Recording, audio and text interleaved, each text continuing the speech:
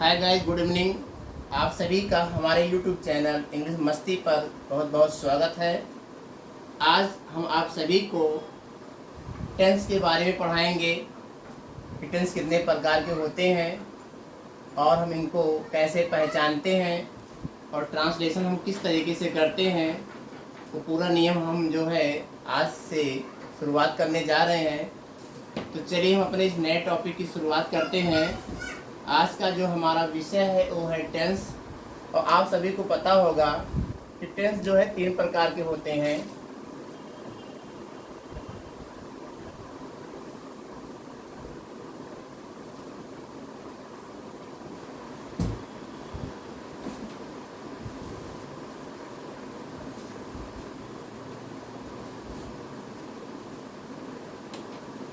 There are 3 types of tense. Tense 3 प्रकार के होते हैं। पहला होता है प्रेजेंट टेंस, दूसरा होता है पास्ट टेंस और तीसरा होता है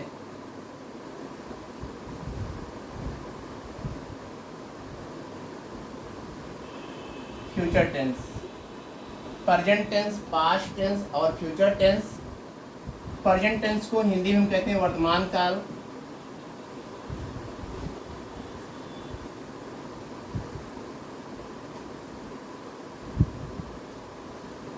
वर्तमान काल। पास्ट टेंस को कहते हैं भूतकाल।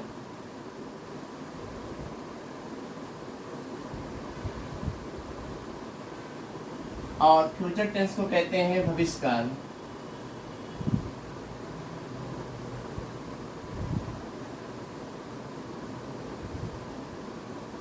वर्तमान काल, भूतकाल, भविष्यकाल, ये 3 प्रकार के हमारे टेंस होते हैं। लेकिन इन तीनों के 4 पार्ट होते हैं।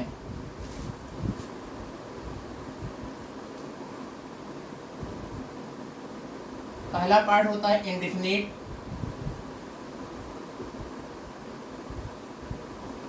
दूसरा होता है कॉन्टिन्यूअस,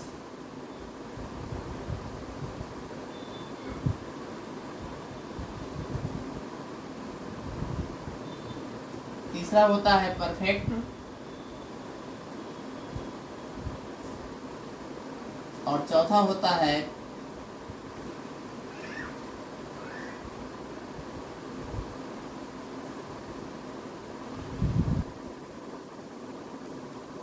परफेक्ट कॉन्टिन्यूअस। अब इंडेफिनिट, कॉन्टिन्यूअस, परफेक्ट और परफेक्ट कॉन्टिन्यूअस हम इन तीनों टेंस के साथ जोड़ेंगे। जैसे present indefinite tense, present continuous tense, present perfect tense, present perfect continuous tense. इस तरीके से 4 हो गए। उसके बाद इसी काम को हम पास्ट के साथ करेंगे। Past indefinite tense, past continuous tense, past perfect tense और पास्ट परफेक्ट कॉन्टिन्यूअस टेंस। तो 4 पास्ट का पार्ट हो गया, 4 प्रेजेंट का हो गया। अब हमारा फ्यूचर है, तो future indefinite tense, future continuous tense, future perfect tense और फ्यूचर परफेक्ट कॉन्टिन्यूअस टेंस। इस तरीके से 4 पार्ट फ्यूचर के हो गए, टोटल हुए 12। इस तरीके से हम कह सकते हैं कि मुख्य रूप से टेंस हमारे 3 होते हैं, लेकिन तीनों के 4 भाग होने के कारण टेंस टोटल हमारे संख्या में 12 होते हैं, जिनकी गिनती हम इस तरीके से करेंगे। अब हम एक चीज़ आपको बताएंगे जो कि बहुत ज़रूरी है।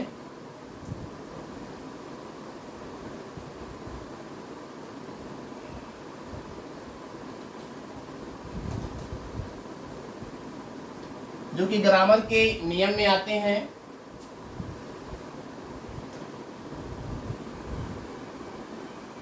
Yes yes P P. Yes yes P P का क्या मतलब होता है, क्योंकि इनकी ज़रूरत हमें टेंस में होती है। इसका मतलब हुआ कि अगर सब्जेक्ट हमारा सिंगुलर है, अगर सब्जेक्ट हमारा सिंगुलर है तो उसकी जो क्रिया होगी वो भी सिंगुलर होना चाहिए, और अगर सब्जेक्ट हमारा प्लूरल है, बहुवचन है, तो उसकी क्रिया भी बहुवचन की होनी चाहिए। इसको हम एग्जाम्पल समझेंगे। जैसे मान लीजिए हमने लिख दिया यहाँ पे ही गो, हमको लिखना है वह जाता है, उसका ट्रांसलेशन करना है, तो हमने कर दिया ही गो, लेकिन ये ट्रांसलेशन हमारा गलत है। एसएसपी के अनुसार यह हमारा ट्रांसलेशन गलत है। इसको हम गलत कहेंगे, इसलिए गलत कहेंगे क्योंकि ही हमारा सिंगुलर है, ही हमारा सिंगुलर है, और वो जो हमारी क्रिया है ये प्लूरल है, ये पी है और ये एस है। ही हमारा सिंगुलर है और क्रिया हमारी जो है वो प्लूरल है। इस तरीके से यह सेंटेंस हमारा गलत है। इसके अकॉर्डिंग हमको यहाँ लिखना है इसका ही गोज। अब सेंटेंस हमारा सही हो गया, वह जाता है, ही गोज, क्योंकि ही भी हमारा सिंगुलर है और गोज में हमने एस लगा दिया, गो में हमने एस लगा दिया, तो प्लूरल से हमारा सिंगुलर क्रिया भी हो गई, इसलिए ए भी हमारा सिंगुलर है। अब हमारा जो ट्रांसलेशन है ये वह जाता है का ट्रांसलेशन सही है।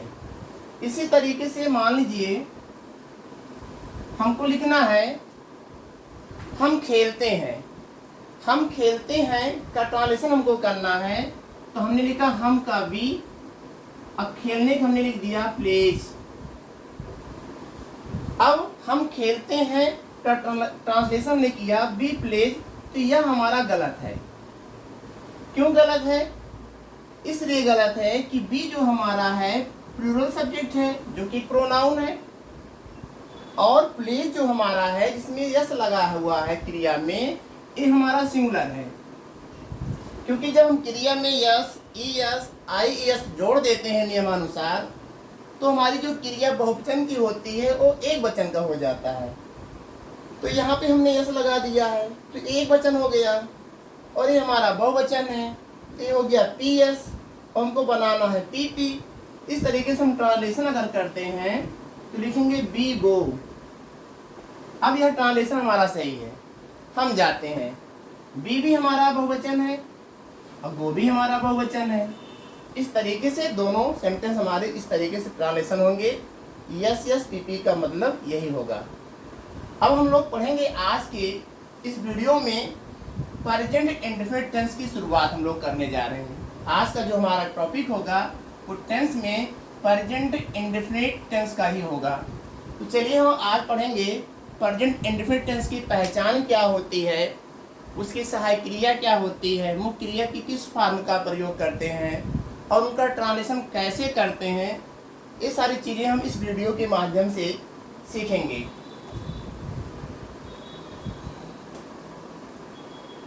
अब हम लोग पढ़ेंगे प्रेजेंट इंडेफिनिट टेंस के बारे में।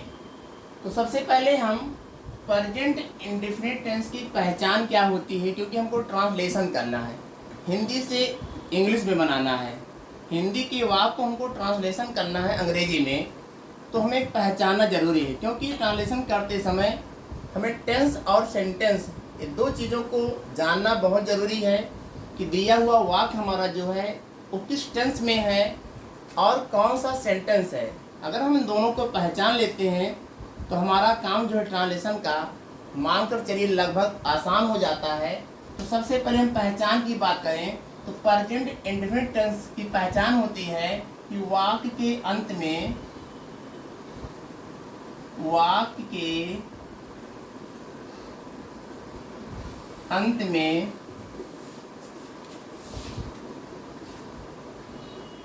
ता है, ती है, ते हैं तथा ता हूँ,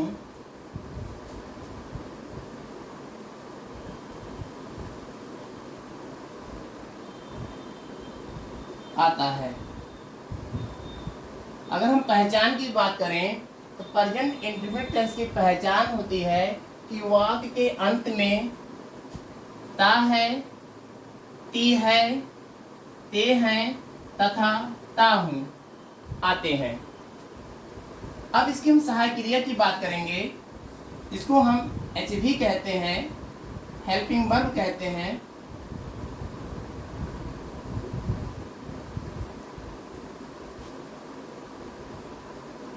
हेल्पिंग वर्ब इसकी डू और डज होती है,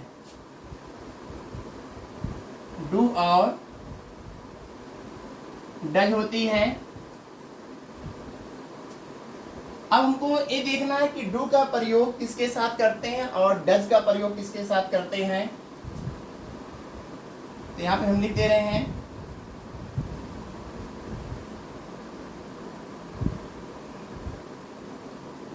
he, she, it,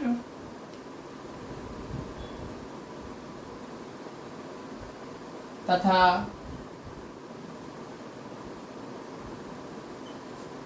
singular subject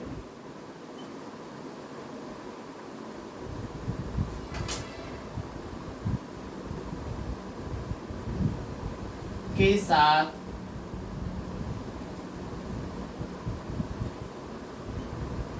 does, I, you, we, दे तथा प्लूरल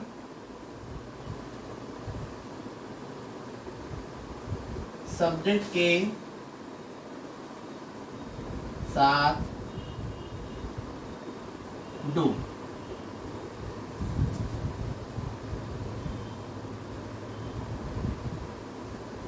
डू और डज का प्रयोग हम किसके साथ करते हैं? तो सिंगुलर सब्जेक्ट के साथ डज और प्लूरल सब्जेक्ट के साथ डू। क्योंकि जो हमारा सब्जेक्ट होता है वो कोई नाउन या प्रोनाउन ही होगा, चाहे प्रोनाउन हो जाए सब्जेक्ट के रूप में या फिर कोई जो है नाउन आ जाए। और बहुवचन में भी आई, यू, वी, दे ये हमारा प्लूरल प्रोनाउन है, या कोई बहुवचन के रूप में हमारा कोई नाउन आ जाए, जैसे बॉयज आ जाए, स्टूडेंट्स आ जाए, तो वो हमारा बहुवचन सब्जेक्ट होगा। तो उसके साथ हम डू और डज का प्रयोग करते हैं। अब यहाँ पर लिख रहे हैं नोट। यहाँ पे हमें ध्यान देना होगा कि डू और डज का प्रयोग जब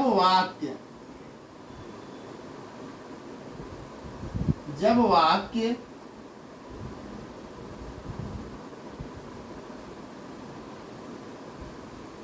नेगेटिव या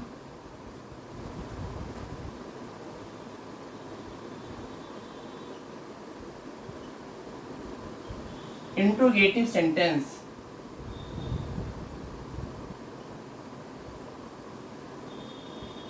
में होगा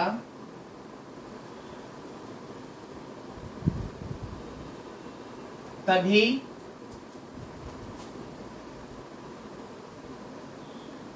कर्ता के अनुसार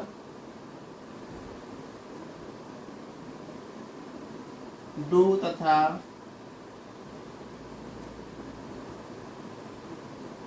डज का प्रयोग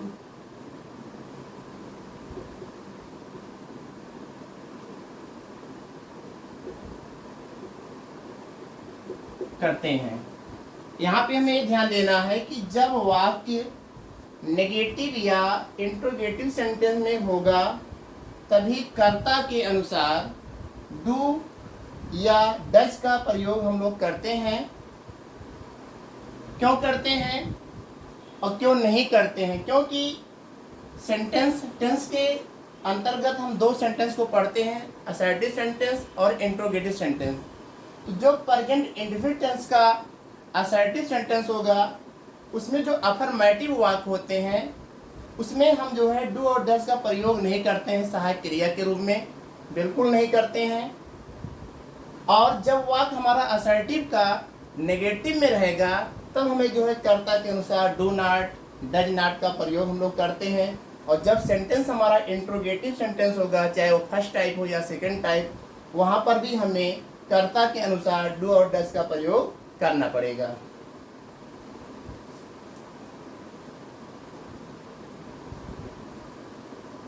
अब यहाँ पे हम लिख रहे हैं नियम।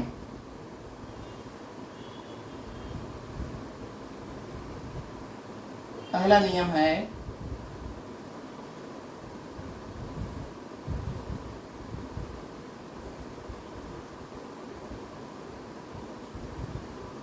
अफर्मेटिव सेंटेंस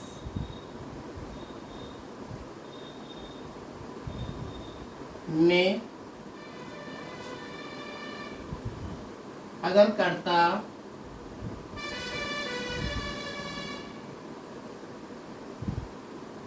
एक वचन है तो क्रिया की फर्स्ट फॉर्म में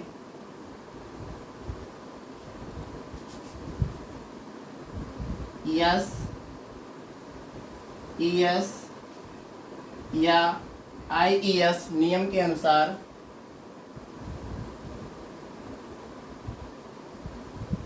जोड़ देते हैं।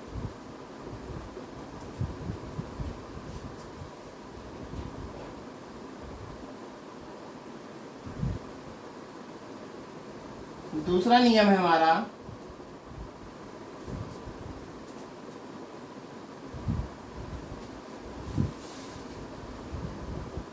अफर्मेटिव सेंटेंस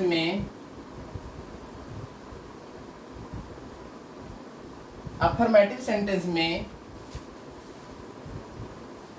अगर कर्ता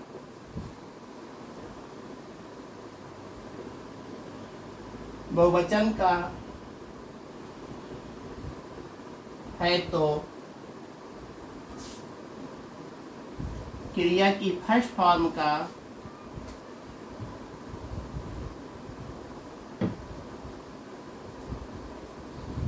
प्रयोग करते हैं।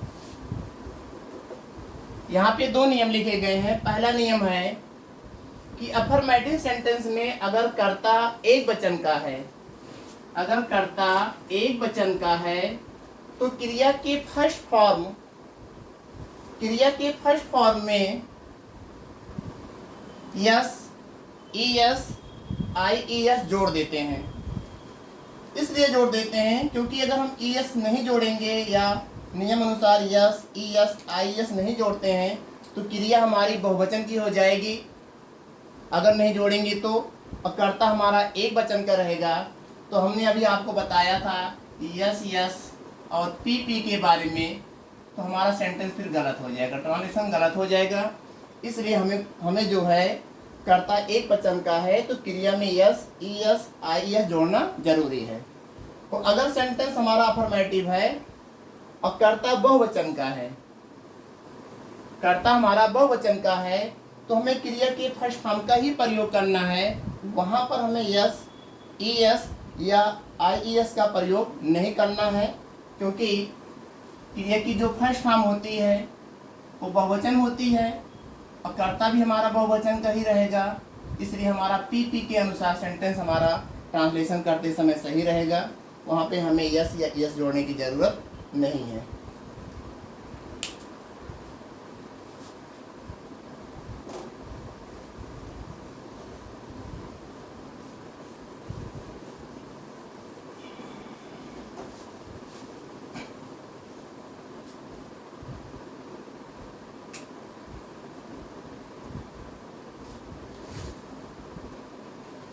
मेन वर्ब की फर्स्ट फॉर्म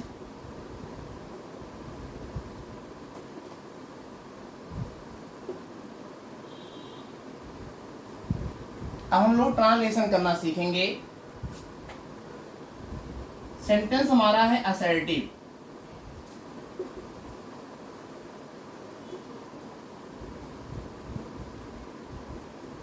सेंटेंस हमारा है असर्टिव सेंटेंस। अब इनको हम एग्जाम्पल से समझेंगे। जैसे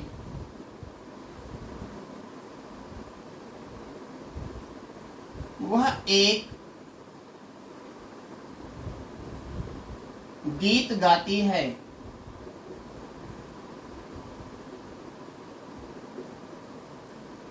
हिंदी का सेंटेंस हमारा है, हिंदी का जो वाक्य हमारा है वह है कि वह एक गीत गाती है। इसका ट्रांसलेशन हमें करना है। तो हमने आपको बताया कि कभी भी किसी भी वाक्य का ट्रांसलेशन करना है तो दो चीज़ों को जानना जरूरी है, टेंस और सेंटेंस। टेंस और सेंटेंस को जानना जरूरी है। तो पहले हम टेंस की पहचान कर लेते हैं। कह रहा है कि वह एक गीत गाती है। तभी हमने आपको बताया कि प्रेजेंट इंडेफिनिट टेंस में वाक्य के अंत में ता है, ती है, ते है तथा ता हुआ आता है, तो उसे हम प्रेजेंट इंडेफिनिट टेंस कहते हैं। तो यहाँ पे लिखा हुआ ती है। टेंस की पहचान हमने कर लिया कि दिया हुआ वाक्य हमारा प्रेजेंट इंडेफिनिट टेंस है। और सेंटेंस की बात करें हम तो ये सेंटेंस हमारा साधारण वाक्य है, इसलिए सेंटेंस हमारा असर्टिव है और ये अफर्मेटिव में है, क्योंकि असर्टिव सेंटेंस अफर्मेटिव भी होता है और नेगेटिव भी होता है। तो जब इसमें नहीं आएगा तो नेगेटिव कहा जाएगा, अगर नहीं है तो हम उसको अफर्मेटिव कहते हैं। अब इसका ट्रांसलेशन करना है। तो ट्रांसलेशन करने के लिए यहाँ पे हम एक पैटर्न लिख रहे हैं।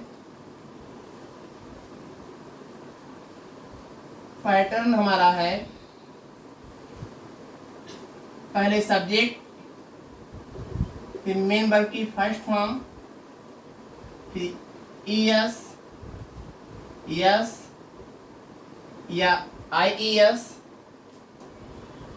उसके बाद ऑब्जेक्ट,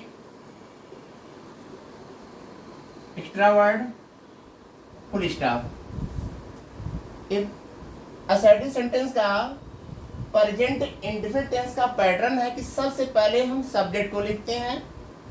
सब्जेक्ट को लिखने के बाद क्रिया की फर्स्ट फॉर्म लिखेंगे। अब क्रिया की फर्स्ट फॉर्म को लिखने के बाद हमको ये देखना है कि हम क्रिया के फर्स्ट फॉर्म में यस, ईएस, आईएस जोड़े कि न जोड़े। इससे संबंधित नियम आपको पहले ही बता चुके हैं कि अगर ये बहुवचन है तो नहीं जोड़ेंगे, अगर यह एक वचन है यहाँ पे कर्ता हमारा तो हम नियम अनुसार यस, ईएस, आईएस का प्रयोग करेंगे क्रिया में। फिर ऑब्जेक्ट अगर वाक्य में है तो ऑब्जेक्ट को लिखेंगे, एक्स्ट्रा वर्ड कुछ दिया है उसको भी हम लिखेंगे और अंत में हम फुल स्टॉप लगाते हैं। तो चलिए हम इसको ट्रांसलेशन करते हैं। वह एक गीत गाती है। तो गाती है यहाँ पर भी ध्यान देना है कि जब वह आए, तो यहाँ पे अक्सर लोग गलती कर देते हैं, क्योंकि वह देखे कि वह आया है तो जो मन में आता है ही या सी लिख देते हैं। इससे हमारा सेंटेंस, इससे हमारा ट्रांसलेशन गलत हो सकता है, क्योंकि वह के लिए दो शब्द बने हैं, दो प्रोनाउन हैं। पुरुष के लिए हम ही का प्रयोग करते हैं और स्त्री के लिए हम सी का प्रयोग करते हैं। तो इसको हम पीछे तक देखेंगे कि वह जो है, जो इस काम को गाने का काम हमारा जो कर्ता कर रहा है वो लड़का है कि लड़की। तो यहाँ से ती लिखा हुआ, यहाँ से मालूम हो जा रहा है कि जो कर्ता हमारा यहाँ पे आया है प्रोनाउन, वो कोई लड़का नहीं है, लड़की है। तो इसलिए हम ही का प्रयोग नहीं करेंगे, सी का प्रयोग करेंगे। यहाँ लिखेंगे हम यहाँ पे सी। अब सब्जेक्ट के स्थान पे हमारा सी हो गया, सब्जेक्ट के स्थान पर हमारा सी हो गया। अब हमको लिखना है क्रिया। क्रिया की फर्स्ट फॉर्म, तो क्रिया है गाने का। ये जो कर्ता काम कर रहा है वो गाने का काम कर रहा है, इसकी क्रिया है। तो गाने की इंग्लिश होती है सिंग, या सिंग हो गया। अब हमको यस, यस और पी पे ध्यान देना है। कर्ता हमारा एक वचन है, क्रिया हमारी मौके पर बहुवचन है, तो यहाँ पे हम नियम अनुसार यस लगा देंगे। अब हो गया सी सिंग्स, वह गाती है। क्या गाती है? इसमें एक कर्म दिया गया है, एक ऑब्जेक्ट है, एक गीत गाती है। तो एक गीत का हम यहाँ लिखेंगे ए, उसके बाद लिख देंगे song. She sings a song, वह एक गीत गाती है, हमारा वाक्य सही है। अब हम दूसरा एग्जांपल समझेंगे। मान लीजिए इसी वाक्य को हम नेगेटिव में कर दें।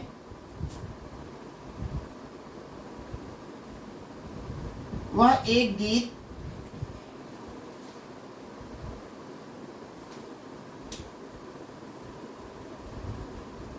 नहीं गाती है, वह एक गीत नहीं गाती है। अब ट्रांसलेशन हमको करना है, तो टेंस हमारा प्रेजेंट इंडेफिनिट टेंस है। वाक्य के अंत से हमने पहचान कर लिया। सेंटेंस हमारा असर्टिव है क्योंकि हम लोग मौके पे असर्टिव ही पढ़ रहे हैं, लेकिन यह सेंटेंस जो हमारा असर्टिव है वो अफर्मेटिव में ना आकर के नेगेटिव में है, क्योंकि यहाँ पे काम नहीं हो रहा है। अब नहीं हो रहा है तो हमको नॉट का प्रयोग करना है, लेकिन नॉट का प्रयोग हम अकेले करेंगे नहीं, डू नॉट या डज नॉट का प्रयोग करेंगे। अब हमको ये देखना है कि कर्ता के अनुसार हम डू नॉट लिखते हैं कि डज नॉट लिखते हैं। तो कर्ता हमारा हमने आपको बताया है कि यहाँ पे गाती है, तो यहाँ पे कोई लड़की है, तो यहाँ लिखेंगे सी। अब चूंकि सी हमारा सिंगुलर है तो सिंगुलर के साथ हम जो है डज का प्रयोग करते हैं। वाक हमारा नेगेटिव है, तुरंत हम नॉट का प्रयोग कर लेंगे। अब यहाँ पे हमको क्रिया की फर्स्ट फॉर्म का प्रयोग करना है। यहाँ पे हम क्रिया की फर्स्ट फॉर्म का प्रयोग करना है, क्योंकि डज नॉट के साथ हमें या डू नॉट के साथ क्रिया की फर्स्ट फॉर्म का ही प्रयोग करते हैं।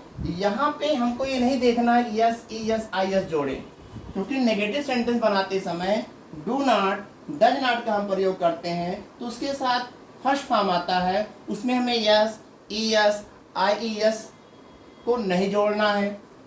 तो सी डज नॉट सिंग। अब कर्म क्या है? एक गीत, यहाँ लिख देंगे ए सॉन्ग। इस तरीके से हमारा ट्रांसलेशन हो जाएगा। अब हम आगे बढ़ते हैं।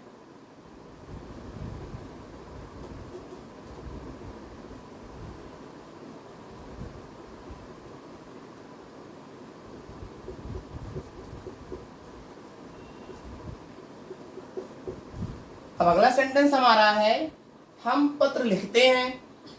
अब इसका ट्रांसलेशन हमको करना है। तो देखिए हम पत्र लिखते हैं, तो हम की जो इंग्लिश होती है, टेंस की पहचान हमने कर ही लिया, देखने से मालूम हो जा रहा है। सेंटेंस भी हम जान रहे हैं कि असर्टिव भी है, वाक हमारा अफर्मेटिव मोड में है। अब हम की जो इंग्लिश होती है वो होता है बी। बी मीन्स हम। चूंकि वाक नेगेटिव है नहीं तो हमको डू नॉट की कोई आवश्यकता है नहीं, तो इसकी क्रिया क्या है? लिखने की। इसकी क्रिया क्या है? लिखने की। तो लिखने की इंग्लिश होता है राइट, WRITE, बी राइट हम लिखते हैं। अब यहाँ पे हमको यस या ईएस नहीं जोड़ना है, क्योंकि हमारा सब्जेक्ट भी प्लूरल है और हमारी क्रिया भी बहुवचन में है। यहाँ पे PP है, तो हमको यस या ईएस आईएस जोड़ने की कोई जरूरत नहीं है। हम आगे बढ़ जाएंगे। कर्म क्या है? बी राइट हम लिखते हैं। क्या लिखते हैं? पत्र। तो बी राइट द लेटर। इस तरीके से सेंटेंस हमारा सही हो गया। अगला सेंटेंस हमारा, इसी को हम नेगेटिव में लिखते हैं। अब हमारा अगला सेंटेंस, हम पत्र नहीं लिखते हैं। सेंटेंस भी हमारा वही है, टेंस भी हमारा वही है, लेकिन सेंटेंस का जो मूड है वो नेगेटिव है, क्योंकि यहाँ पे काम नहीं हो रहा, कर्ता के द्वारा काम नहीं हो रहा है, कर्ता काम नहीं कर रहा है। तो हम पत्र नहीं लिखते, तो हम का इंग्लिश बी। अब भी हमारा बहुवचन है, तो हम यहाँ पे लिखेंगे डू नॉट। फिर क्रिया की first form write the letter. We do not write the letter, हम पत्र नहीं लिखते हैं। इस तरीके से मित्रों हम लोग ट्रांसलेशन करते हैं, और ट्रांसलेशन करने के लिए हमें एक वचन बहुवचन का ज्ञान होना जरूरी है कि सिंगुलर सब्जेक्ट कौन कौन से हमारे हैं, प्लूरल कौन कौन से हैं। इसको आप लोग याद रखें कि प्रोनाउन में ही, सी, इट या प्रॉपर नाउन जो हमारा होता है, किसी का नाम आ गया, सीता, गीता, रीता, राम, श्याम, मोहन, ये सब आ गया, तो ये सब हमारे जो है सिंगुलर होते हैं। और आई, यू, बी, दे या कॉमन नाउन का जो बॉयज़ हुआ, स्टूडेंट्स हुआ, गर्ल्स हुआ, ये सब हमारे बहुवचन सब्जेक्ट होते हैं। इसका ज्ञान होना ज़रूरी है। और जो हमारे नाउन प्रोनाउन होते हैं, इनका सेंटेंस में दो रोल होता है, या तो वो सब्जेक्ट के रूप में आते हैं या फिर वो ऑब्जेक्ट के रूप में आते हैं। अब हम लोग पढ़ेंगे इंट्रोगेटिव सेंटेंस के बारे में।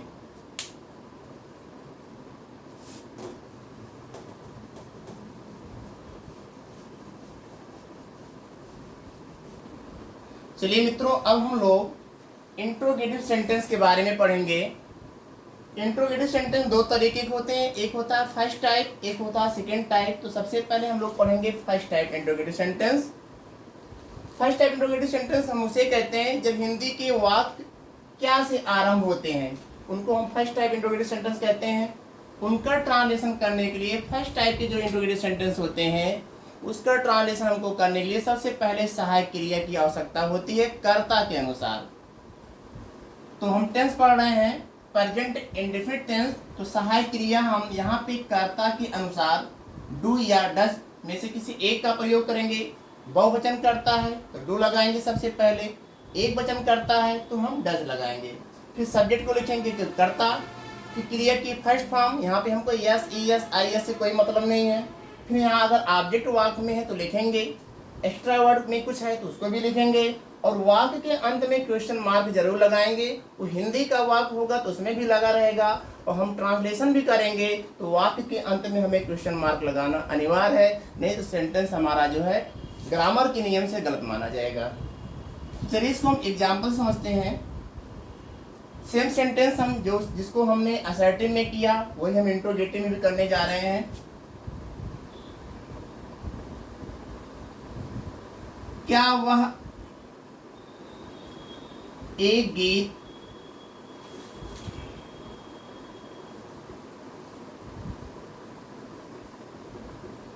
गाती है? क्या वह एक गीत गाती है? तो टेंस की पहचान हमने कर लिया, ता है, ती है, ते हैं, प्रेजेंट इंडेफिनिट टेंस। सेंटेंस की पहचान हमने कर लिया कि इंट्रोगेटिव सेंटेंस है क्योंकि यहाँ पे क्वेश्चन मार्क लगा हुआ है। अब कौन सा इंट्रोगेटिव सेंटेंस है? फर्स्ट टाइप है, सेकंड टाइप? ये फर्स्ट टाइप है क्योंकि वाक्य की शुरुआत क्या से हो रही है। तो जब फर्स्ट टाइप इंट्रोगेटिव है तो हम इस पैटर्न को फॉलो करेंगे। इसी बेस में हम ट्रांसलेशन कर लेते हैं। तो यहाँ पे वह है और यहाँ पे गाती है, इसका मतलब वह के लिए हम सी का प्रयोग करेंगे, और सी हमारा सिंगुलर है। तो सी हमारा सिंगुलर है, हम लिखेंगे डज सी। डज सी, यहाँ पे डज हो गया, यहाँ पे सी हो गया। अब क्रिया की फर्स्ट फॉर्म गाती है, गाने का सिंग, सिंग हो गया। क्या गाती है? क्या और किसे करने से हमें ऑब्जेक्ट मिलता है। ऑब्जेक्ट दो तरह के होते हैं, डायरेक्ट और इनडायरेक्ट। तो जो नॉन लिविंग होता है ऑब्जेक्ट वो हमारा डायरेक्ट होता है, जो लिविंग होता है वो इनडायरेक्ट ऑब्जेक्ट होता है। तो क्या गाती है? एक गीत गाती है, तो यहाँ हम लिखेंगे ए सॉन्ग, और वाक्य के अंत में क्वेश्चन मार्क लगा देंगे।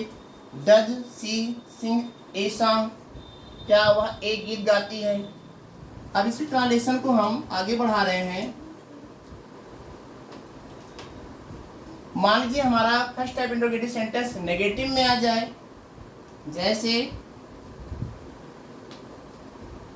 क्या वह एक गीत नहीं गाती है?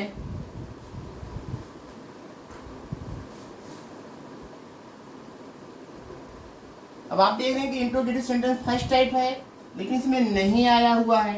तो जब फर्स्ट टाइप इंट्रोगेटिव हो या सेकेंड टाइप इंट्रोगेटिव हो और उसमें नहीं आ जाए, नेगेटिव आ जाए, तब हम कर्ता और क्रिया के बीच में, कर्ता और क्रिया के बीच में नॉट का प्रयोग कर लेंगे। शेष नियम पहले जैसे ही रहेंगे। तो क्या हुआ? तो यहाँ लिखेंगे हम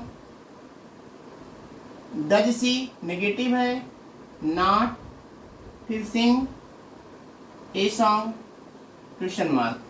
does she not sing a song? क्या वह एक गीत नहीं गाती है? ट्रांसलेशन हमारा इस तरीके से किया जाएगा। अब हम एक दो एग्जाम्पल देखेंगे जिसका कर्ता बहुवचन का हो।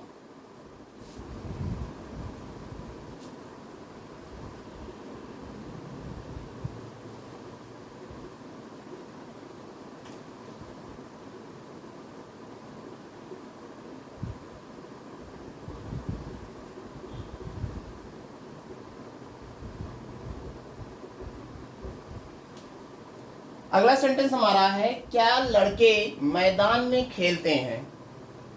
तो आप यहाँ देख रहे हैं खेलते हैं, ते हैं, यहाँ पे ते हैं आया हुआ है, प्रेजेंट इंडेफिनिट टेंस। सेंटेंस हमारा इंट्रोगेटिव है, क्वेश्चन मार्क से ही हमने पहचान कर लिया, और वाक्य की शुरुआत में ही क्या आया हुआ है, तो फर्स्ट टाइप इंट्रोगेटिव सेंटेंस हो गया। अब इसका ट्रांसलेशन हम इसी बेस पे करेंगे, जैसे हमने इसको किया वैसे ही हम उसको करेंगे। अब लड़के हैं जो कि हमारा एक कॉमन नाउन है और बहुवचन में है, तो हम यहाँ पे लिखेंगे डू द बॉयज, क्योंकि बॉयज हमारा बहुवचन है तो बहुवचन के साथ हम सबसे पहले डू का प्रयोग करेंगे। डू द बॉयज, खेलने की इंग्लिश होता है प्ले, मैदान में इन द फील्ड,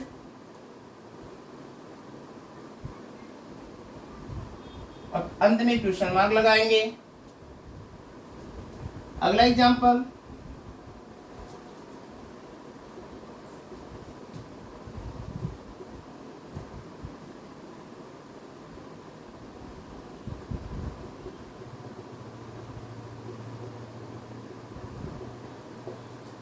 हमारा है क्या वह बाजार नहीं जाते हैं।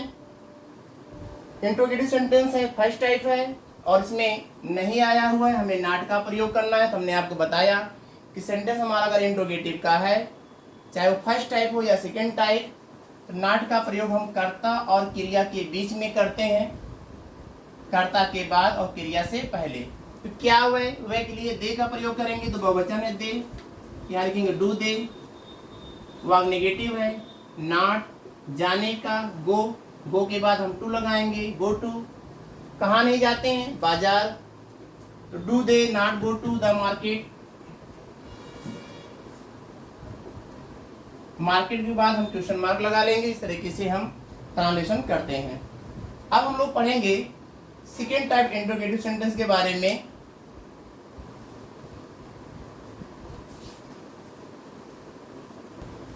चलिए दोस्तों, अब हम लोग पढ़ेंगे इंट्रोगेटिव सेंटेंस सेकेंड टाइप। तो सेकेंड टाइप इंट्रोगेटिव सेंटेंस हम किसे कहते हैं, हमने यहाँ पे लिखा है जब वाक्य के बीच में कब, कहाँ, क्यों, कैसे, क्या, कौन आदि शब्द आते हैं तो उसे सेकेंड टाइप इंट्रोगेटिव सेंटेंस कहते हैं। क्लियर हुआ। अब हमने इसमें क्या किया, पैटर्न हमारा फर्स्ट टाइप का ही है। इसके पहले जो हमने आपको पढ़ाया था उसी का एक पैटर्न है। हमने यहाँ पे केवल एक वर्ड जोड़ दिया, WH वर्ड। शेष पैटर्न हमारा पुराना ही है। इसी पैटर्न पर हम सेकेंड टाइप इंट्रोगेटिव सेंटेंस का ट्रांसलेशन करते हैं। तो चलिए हम इसको शुरुआत करते हैं, एग्जाम्पल से समझेंगे।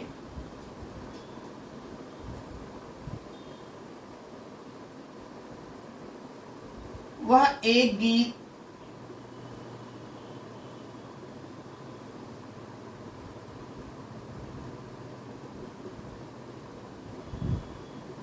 क्यों गाती है, वह एक गीत क्यों गाती है। सेंटेंस हमारा हिंदी का वो जो वाक्य है हमारा पुराना ही है, केवल उसमें हम सेंटेंस में बदलाव कर रहे हैं। कर्ता भी हमारा वही है, क्रिया भी वही है, केवल हमारा सेंटेंस के अकॉर्डिंग जो है बदल जा रहा है सेंटेंस। अब हमको इसका ट्रांसलेशन करना है कि ना वह एक गीत क्यों गाती है। तो टेंस की पहचान हमने कर लिया, ता है, ती है, ते है, ता हूँ, प्रेजेंट इंडेफिनिट टेंस है। सेंटेंस की पहचान कर लिया, क्वेश्चन मार्क लगा हुआ है। सेकेंड टाइप इंट्रोगेटिव है, फर्स्ट टाइप ये तो बात का मैटर है, लेकिन सेंटेंस हमारा इंट्रोगेटिव है, इससे मालूम हो रहा है। अब फर्स्ट टाइप है, सेकेंड टाइप। तो फर्स्ट टाइप के लिए हमने आपको बताया कि यहाँ पे सबसे पहले क्या आएगा, वो है नहीं। तो जब फर्स्ट टाइप नहीं है तो बचा कौन, सेकेंड टाइप। इसका मतलब कि सेकेंड टाइप है। अब हमको देखना कि वाक्य के बीच में कौन से ऐसे हिंदी के जो शब्द हैं जिससे प्रश्न किया जाता है वो कौन है, कहाँ पर है। तो आप देख रहे हैं यहाँ पे लिखा है क्यों, जो कि एक प्रश्नवाचक शब्द है, इंट्रोगेटिव प्रोनाउन है। वह एक गीत क्यों गाती है, तो क्यों की इंग्लिश हमको आनी चाहिए, या जो भी हमारे प्रश्नवाचक शब्द वाक्य के बीच में आए उनकी इंग्लिश हमको मालूम होना चाहिए। तो क्यों के लिए हम वाई का प्रयोग करते हैं, कहाँ के लिए वेयर का प्रयोग करते हैं, क्या के लिए व्हाट का प्रयोग करते हैं, कब के लिए व्हेन का प्रयोग करते हैं, कौन के लिए हम हु का प्रयोग करते हैं। इसी तरीके से और भी इंट्रोगेटिव प्रोनाउन है, मैं सबकी गिनती तो अभी नहीं करवा सकता हूँ, लेकिन जिसको हमने लिखा उसके बारे में हमने आपको बताया। अब हमको इसका ट्रांसलेशन करना है, तो सबसे पहले लिखेंगे क्यों। तो क्यों के लिए लिखेंगे वाई, या वाई हो गया। अब शेष नियम पुराना, कर्ता हमारा वह है, वह के लिए सी का प्रयोग करेंगे। अब उसके अनुसार यहाँ लिखेंगे डज, वाई डज। सी क्रिया है गाने का, सिंग कर्म है एक गीत का, ए सॉन्ग और पीछे मार्क लगा देंगे। ट्रांसलेशन हमारा हो गया। दूसरा एग्जाम्पल,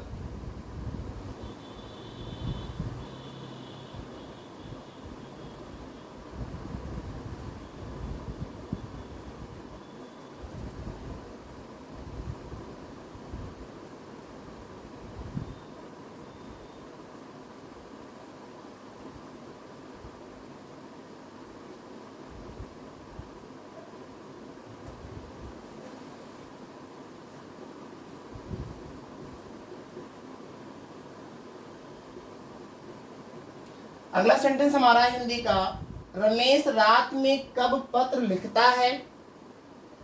अब आप यहां देख रहे हैं कब है, अब हमको सबसे पहले कब की इंग्लिश लिखेंगे, व्हेन। अब रमेश हमारा करता है इस वाक्य का, रमेश जो कि सिंगुलर है, इसके अनुसार हम लिखेंगे does. When does, Ramesh noun है तो नाउन को तो नाउन ही लिखेंगे, अगर नाम आया है तो हम नाम लिखेंगे।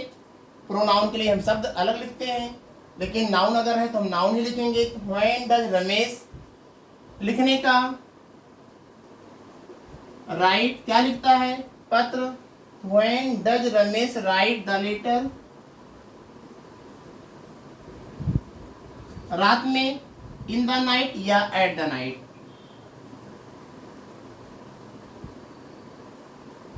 एट द नाइट के बाद हम क्वेश्चन मार्क लगाएंगे, ट्रांसलेशन हमारा हो जाएगा। अगला एग्जाम्पल, ये हमारा पहला था, ये दूसरा, तीसरा एग्जाम्पल,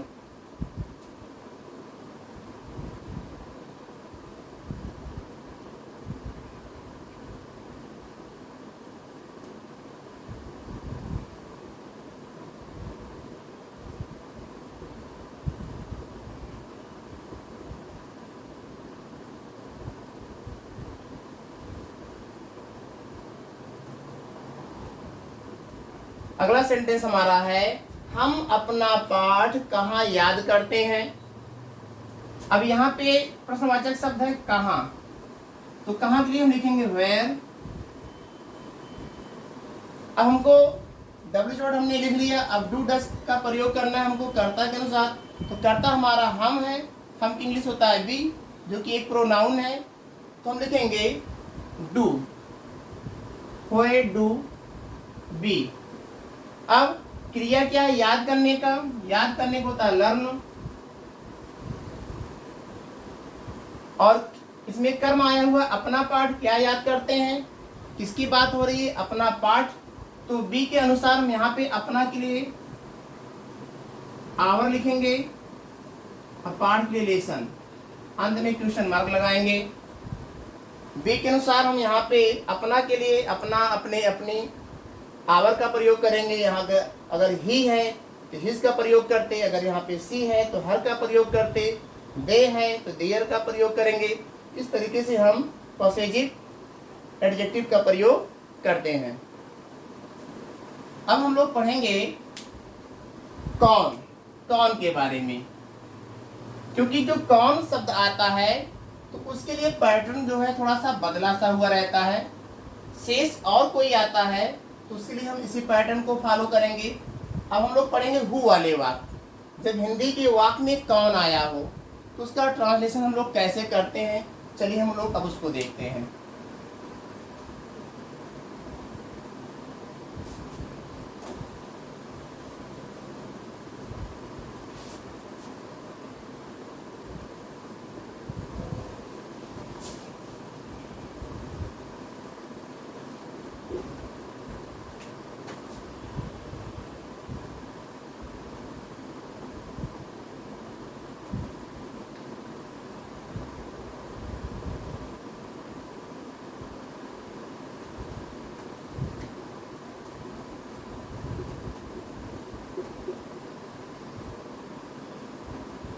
कौन और किसने दोनों के लिए एक ही शब्द है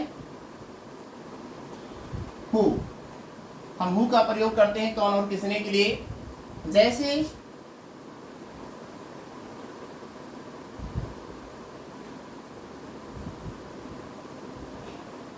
घंटी कौन बजाता है।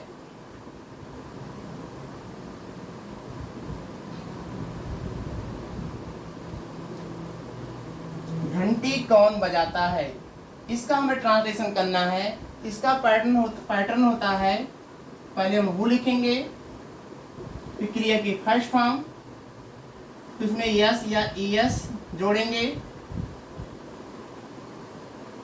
फिर ऑब्जेक्ट ईटीसी, अंत में क्वेश्चन मार्क। जब हिंदी के वाक्य में कौन या किसने आया हो तो उसका ट्रांसलेशन हम इस पैटर्न पर, इस बेस पर करते हैं। जैसे कह रहा है कि घंटी कौन बजाता है, तो कौन के लिए हम लिखेंगे हु,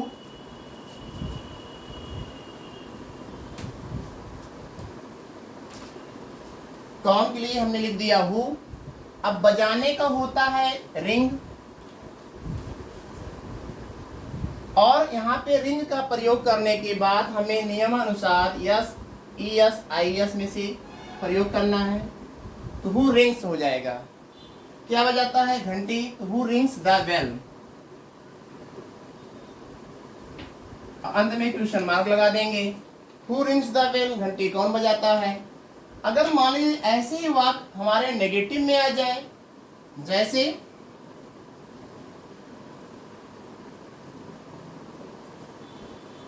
तुम्हें अंग्रेजी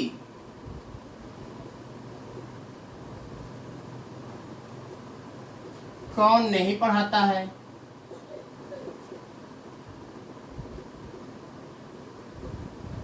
तुम्हें अंग्रेजी कौन नहीं पढ़ाता है। अब हमको इसका ट्रांसलेशन करना है, तो आप यहाँ देख रहे हैं कि यहाँ पे क्वेश्चन मार्क लगा हुआ है, इंट्रोगेटिव। पहचान होगी कि सेंटेंस हमारा इंट्रोगेटिव है, और वाक्य के बीच में कौन आया हुआ है, इसका मतलब हमको हु का प्रयोग करना है।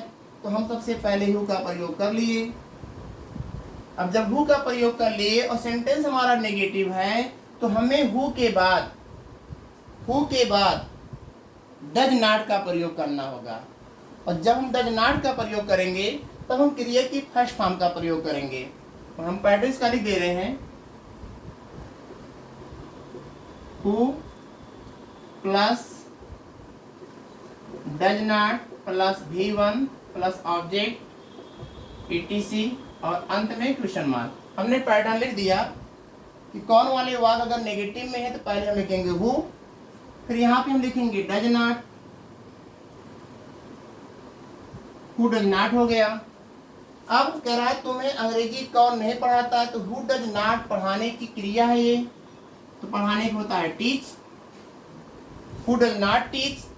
और इसमें दो ऑब्जेक्ट आ गए हैं, एक है तुम्हें जो कि इनडायरेक्ट ऑब्जेक्ट है, और एक है अंग्रेजी जो कि डायरेक्ट ऑब्जेक्ट है। तो पहले हम लिखते हैं इनडायरेक्ट ऑब्जेक्ट को, तो who does not teach you, who does not teach you, तुम्हें कौन नहीं पढ़ाता है। क्या नहीं पढ़ाता है, अंग्रेजी की बात हो रही है, तो अंग्रेजी के लिए हम लिखेंगे इंग्लिश, और वाक्य के अंत में लगाएंगे क्वेश्चन मार्क। ट्रांसलेशन हमारा इस तरीके से होगा, सेंटेंस हमारा कंप्लीट हो गया। Who does not teach you English, तुम्हें अंग्रेजी कौन नहीं पढ़ाता है।